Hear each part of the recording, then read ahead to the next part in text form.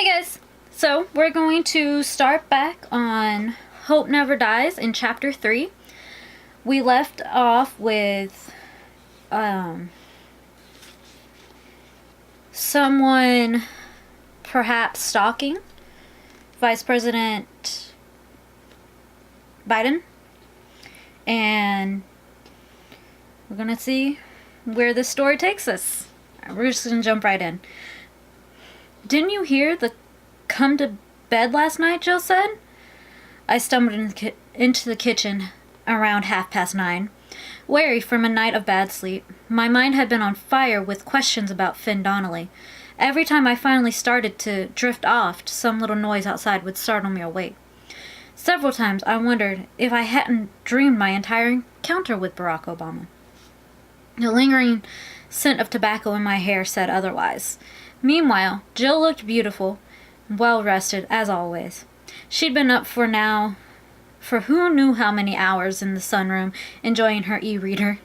She used to read paperbacks, the small kind they sold in the grocery store, Harlequins, a couple of years back, but then she switched to electronic books. She said she liked being able to adjust the size of type, even though she missed all the shirtless men on the book covers.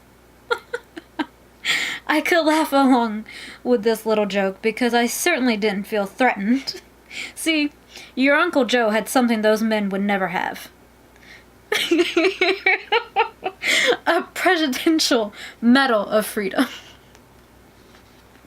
God, I love this book so much. You fell asleep to the TV, I reminded her. I didn't want to wake you. She'd set out coffee and breakfast. The coffee was cold. She said. It's not even this. Like the latest one of those memes I've seen where Obama's putting that medal on him was like, Biden's like, not Slytherin, Obama. This isn't, not Slytherin. Fine, Gryffindor. I love those memes. Oh, God. So good.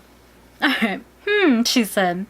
She didn't glance up from her bodice ripper. You mean a seam ripper? Jill didn't know anything about Barack's visit, as far as I knew. I didn't plan on telling her that he had stopped over. It was just better that way. The morning paper was on the table. The above-the-fold story on the front page of the News Journal was much ado about nothing, as usual. More White House drama. The shade in this is just beautiful. The current administration knew how to do one thing, right? If you wanted to push through an unpopular agenda with minimal resistance, distract the bastards. Do something every day to grab the headlines, something big, bold, and preferably stupid. Thereby banishing the dull stories about how you were systematically dismantling the country to the back pages with the Hagar comics. Fuck. This is only chapter 3. I flipped through the paper, pretending to read the headlines and a paragraph or two of each story. Have you thought any more about CPAP machine? Jill asked. No, I said, dodging the question from the umpteenth time. My doctor had diagnosed me with mild sleep apnea. It could lead to sleep deprivation, which could explain why I'd been waking up later and later in the mornings. My doc had recommended a complicated gizmo that forced air up my nose while I slept. She showed me one of the devices in her office. It looked and sounded like Darth Vader's mask. I'm trying to make sure I'm in frame well. I returned to the newspaper. There was a small write-up on the train accident of the front page of the local section, under the byline of the News Journal's crime beat reporter. Man killed in Amtrak accident, Wilmington, Delaware. A man was struck and killed by an Amtrak passenger train approximately a mile from the Wilmington station around 8:23 a.m. Wednesday morning. Wilmington police identified the man as Finn Donnelly, 63, of Wilmington, Delaware. According to Amtrak officials, Donnelly was an Amtrak conductor, but was off duty at the time of the incident. No passengers were injured. All inbound and outbound trains were halted Wednesday morning and as local authorities investigated. The National Transportation Safety Board has announced its own investigation into the matter, a routine procedure for all railroad accidents involving loss of life. No further details were immediately available. No mention of the map, and no mention of Delaware's favorite son.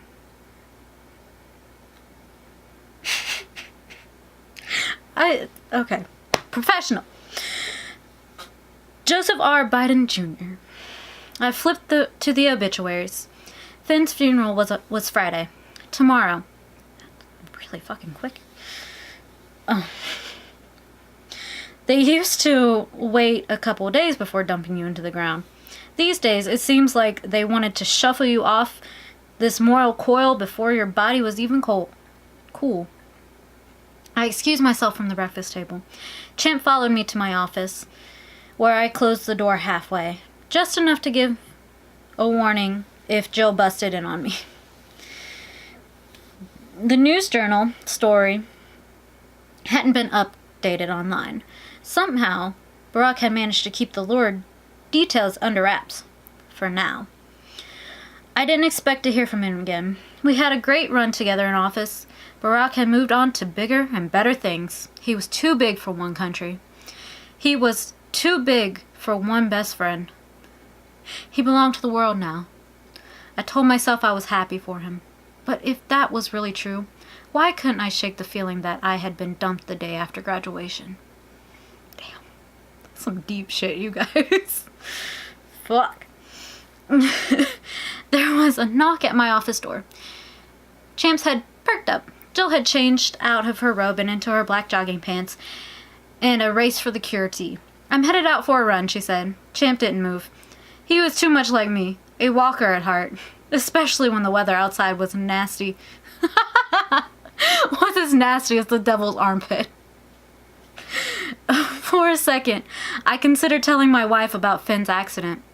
I couldn't remember if she had ever met him, though, and there was no sense in ruining her morning jog with such grim news. It could wait until she got back. Break a leg, I told her. You're always welcome to join me. I waved goodbye, and she blew a kiss. Jill ran 5 miles every day. Whew. What a woman. Goddamn. Averaging 9.5 minutes a mile. I was more of a 14-minute walk on a treadmill sort of guy. Lately, I've been slowing down my pace. Sometimes I quit early because I felt out of breath. My doc said I was healthier than 90% of the guys my age. Why didn't I feel like it? Or why didn't I feel it? What do you think, Champ? Should we go downstairs and walk a couple miles? He stared at me blankly. Some dogs can run on the treadmills, but Champ wasn't one of them. I tied on my running shoes. Normally, I'd use my time on the treadmill to think through whatever was troubling me. Getting the legs moving, supposedly as a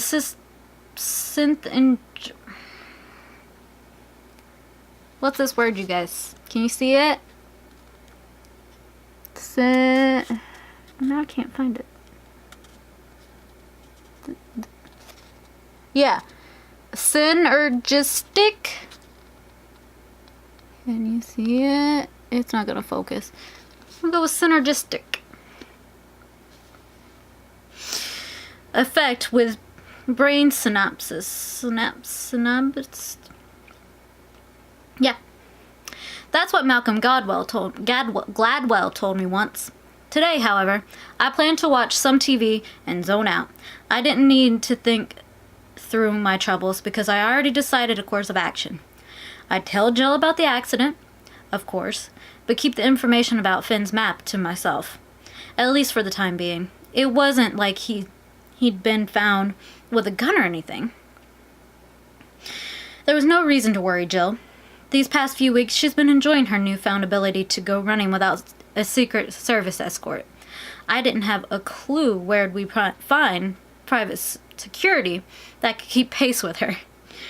Besides, Finn was dead. Everybody knows that dead men can't hurt you. Only the living can do that. If I don't cry by the end of this, I will be amazed. Alright, let me know how you guys are enjoying it. I'm thoroughly enjoying it. It is great. And I will like, comment, subscribe, all that good stuff. You got any predictions of why this Finn guy had this map? Or what maybe his motives are? Any predictions? I'd love to hear them. And I will see you in chapter 4. I love you guys. Bye.